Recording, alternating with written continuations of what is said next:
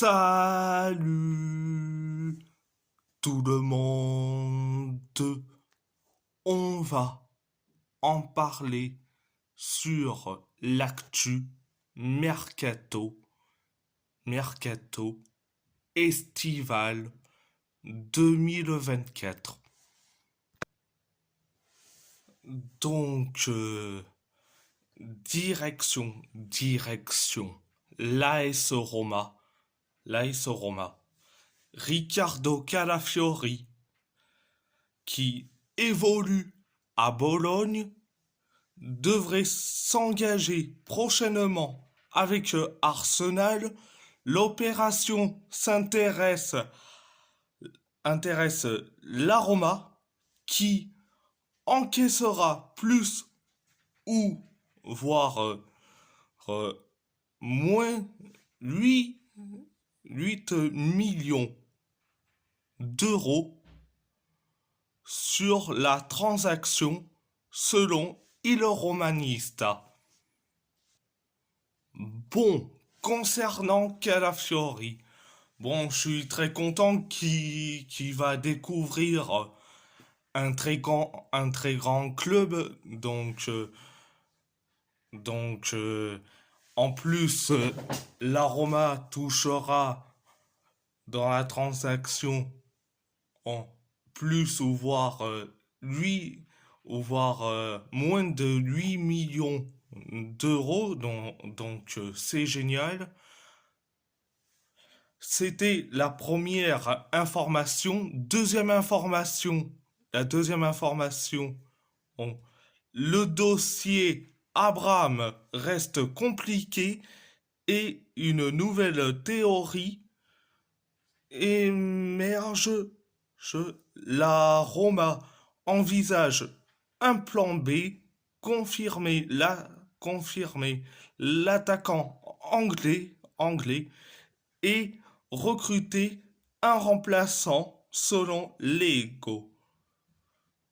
C'est ainsi que le nom Retegui fait son apparition. Attention, le Génois demande entre 20 et 25 millions d'euros selon la Repubblica. Je dis franchement, je dis franchement, il faut vendre Tammy Abraham pour, je pense, recruter un avant-centre comme Matteo Retegui. Et je pense que si Retegui vient à l'AS Roma, je dis franchement, ça serait le coup de l'année. Ça serait le coup de l'année. C'était donc la deuxième information, la deuxième info. Troisième information,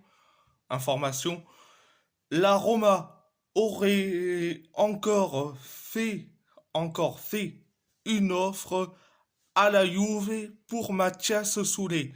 Cette fois, les Giallorossi auraient proposé 25 millions d'euros plus 4 millions d'euros bonus. Toutefois, les Bianconeri continuent de demander 30 millions d'euros selon Sky Sport.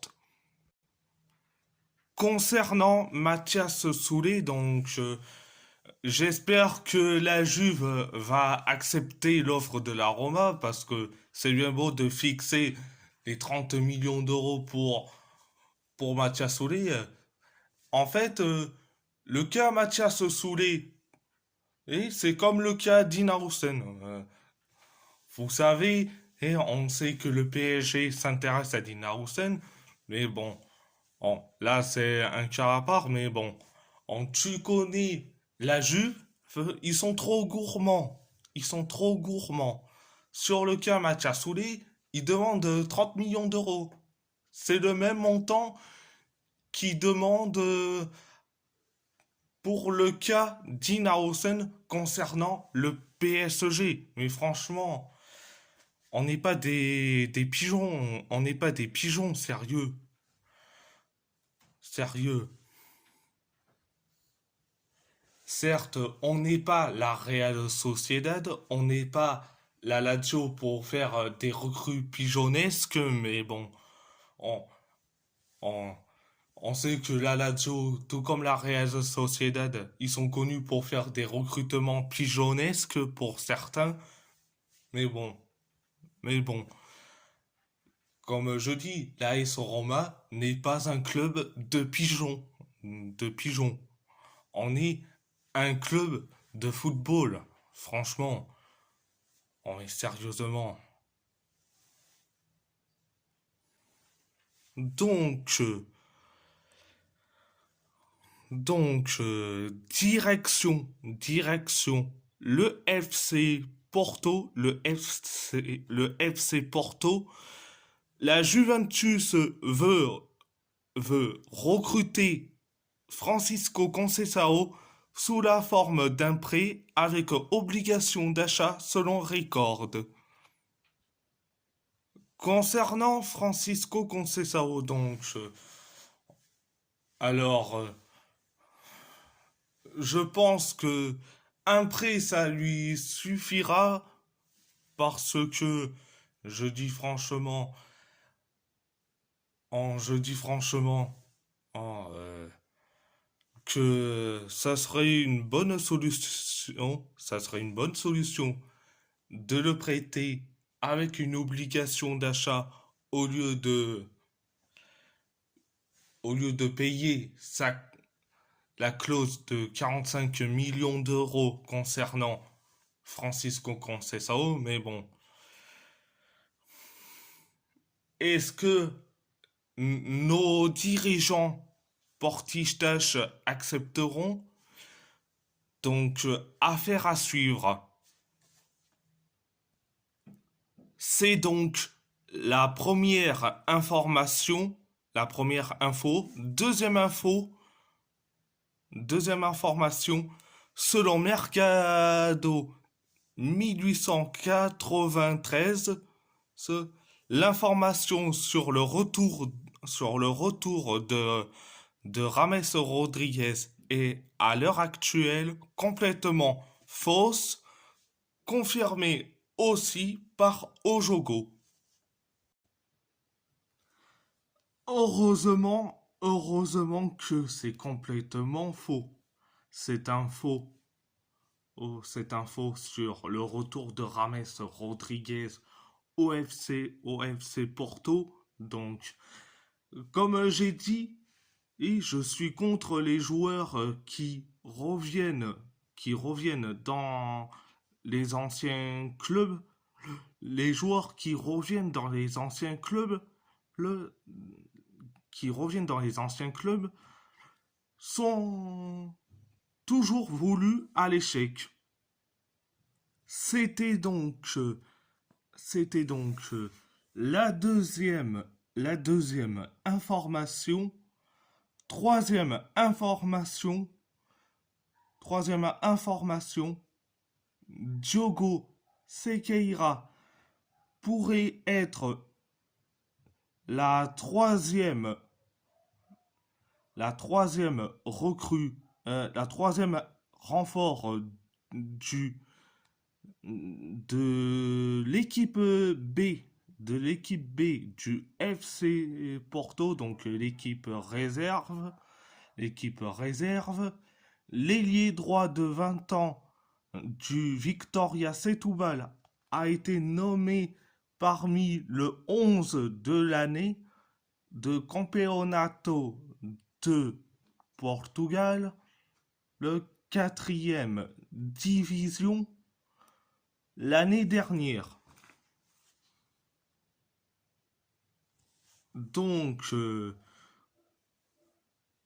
Diogo Sequeira, donc c'est un excellent joueur, mais certes, il évolue dans une équipe euh, qui est en quatrième division portugaise. Donc après, ça pourrait être une excellente recrue pour l'équipe réserve du FC Porto. Et quand on parle de troisième renfort, le premier, ça a été Caio Henrique. Le deuxième, c'est Domingos Andrade. Ça pourrait être Diogo Sequeira, la troisième renfort, troisième recrue pour, pour l'équipe réserve du FC Porto. Donc, direction, le PSG, Manchester City a approché Gianluigi Donnarumma au cas où Ederson partirait pour l'Arabie Saoudite. L'Italien est heureux au PSG et a eu des discussions sur une prolongation. Il est connu qu'il pourrait être intéressé à jouer en première ligue à un moment donné de sa carrière, selon Ben Jacobs. Je pense que Donnarumma doit quitter le PSG. Pourquoi je dis ça? Parce que, certes, il fait des bourdes, son jeu au pied, c'est du beauf total. C'est une catastrophe monumentale, son jeu au pied. Bah après, tous les aspects qu'il a Donnarumma, c'est parfait.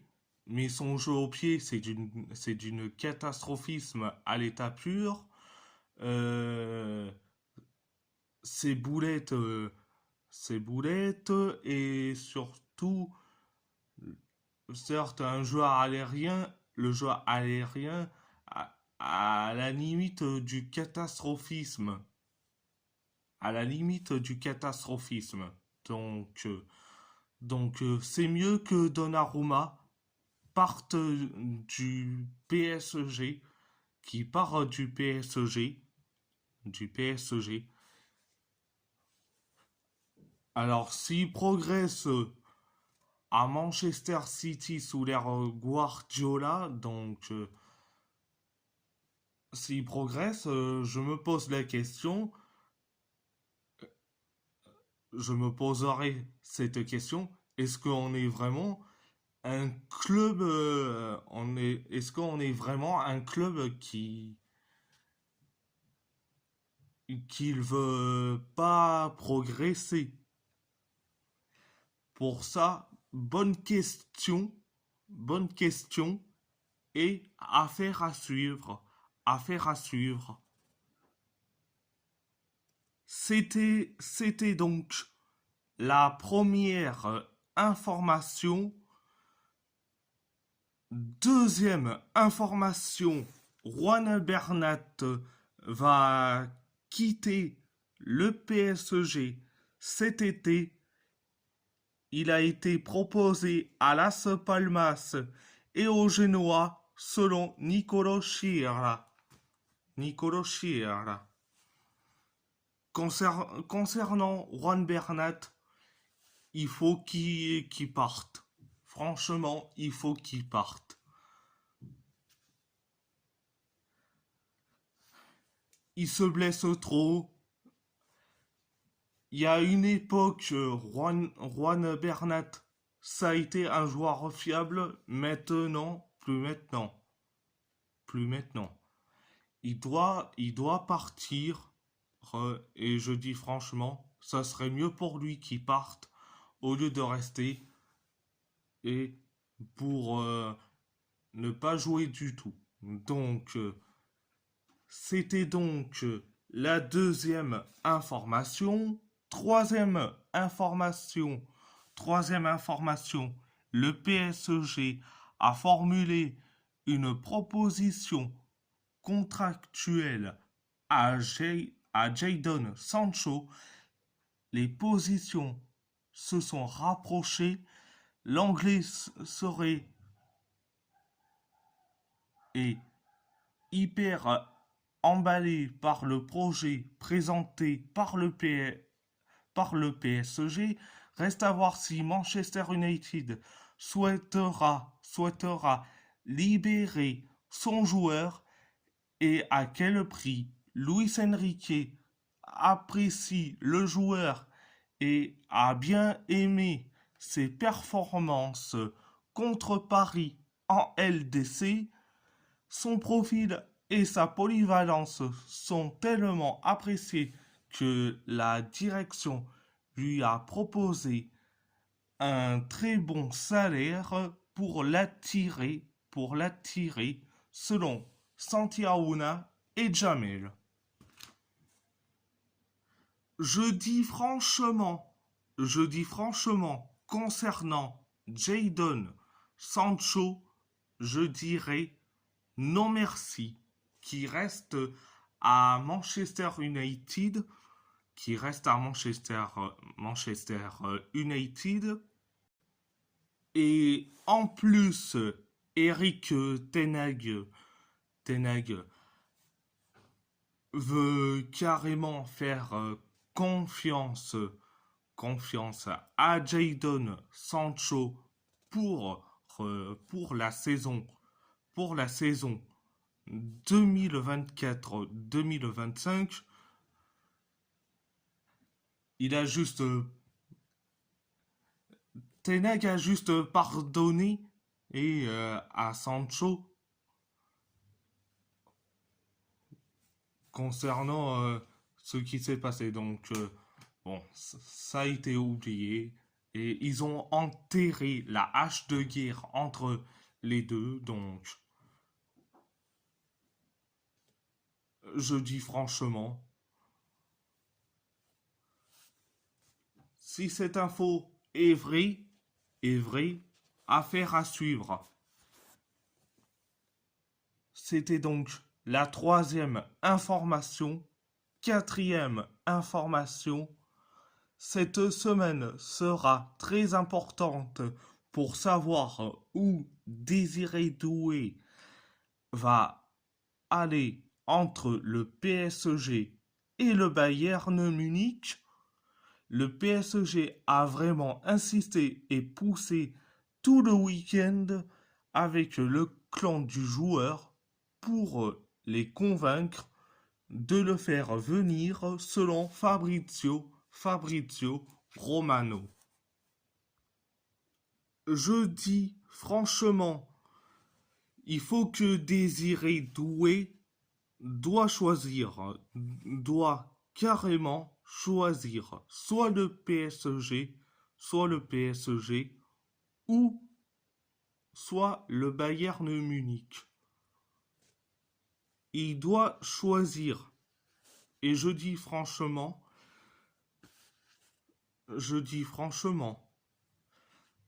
s'il choisit carrément le PSG, je dirais eh, que c'est un énorme coup.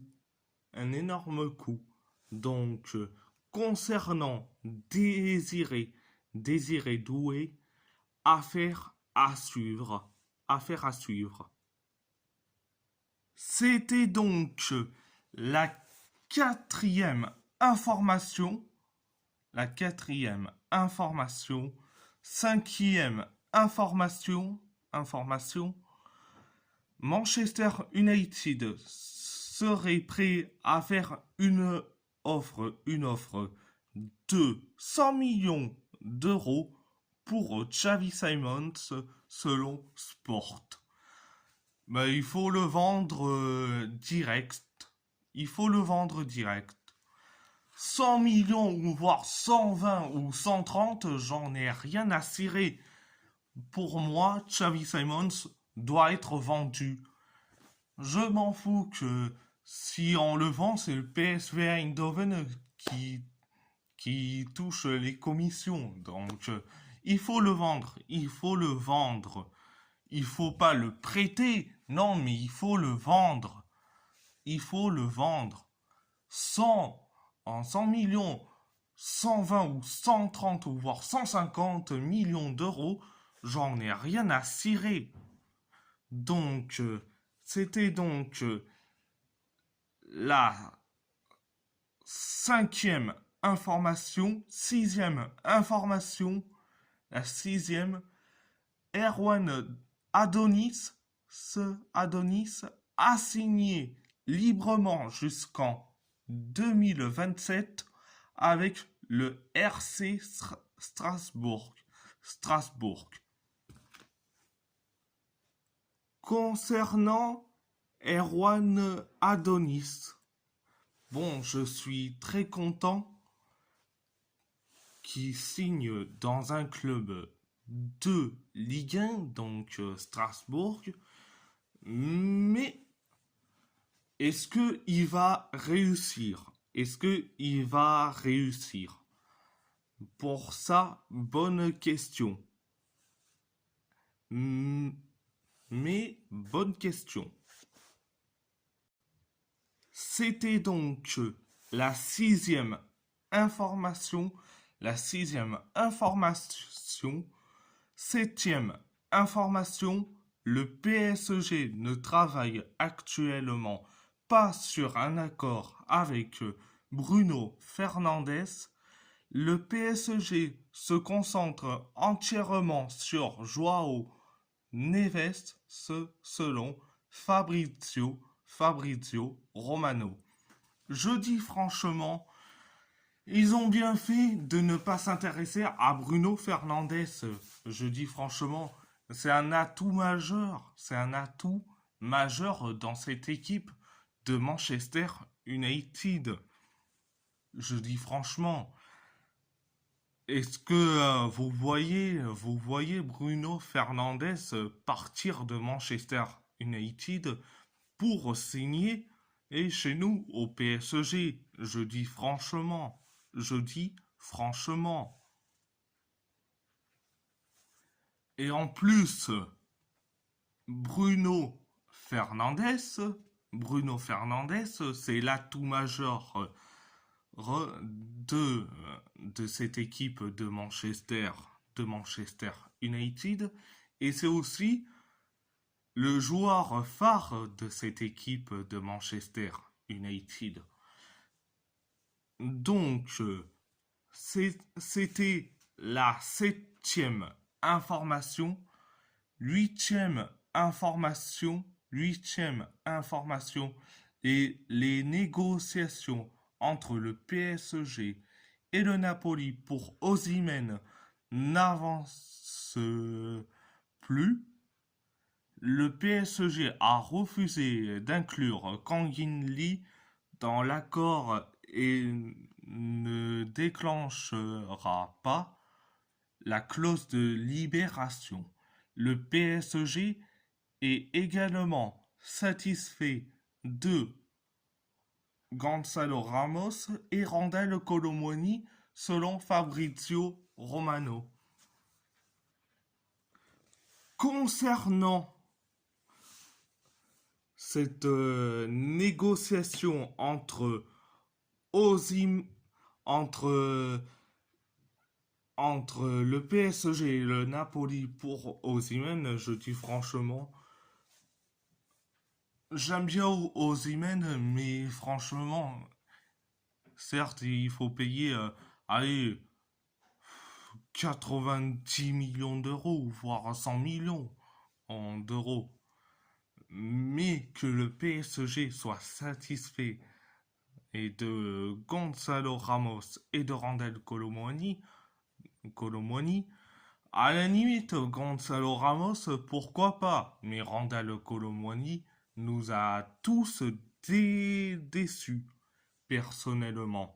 Et j'espère que ça soit Randall Colomwani qui pourrait être la monnaie d'échange pour recruter Osimhen. Et que Randall Colomwani aille faire un petit tour à Naples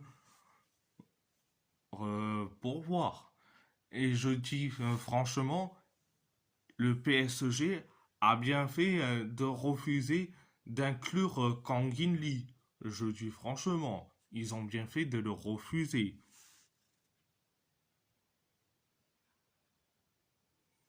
Donc, direction, l'Athletic Bilbao. On parle de plus en plus de l'intérêt du PSG pour Nico Williams, le club, le club parisien aurait même pris contact avec l'entourage de l'ailier. Alors, je dis franchement concernant Nico Williams, bon, on sait que Nico Williams est suivi par le PSG, mais surtout par le Barça. Mais je dis franchement, concernant Nico Williams, affaire à suivre. Affaire à suivre. Donc, à part ça, c'est tout. Et si la vidéo vous plaît, abonnez-vous à ma chaîne YouTube, likez, commentez si vous avez envie ou pas, c'est votre choix. À part ça, je vous laisse et merci beaucoup.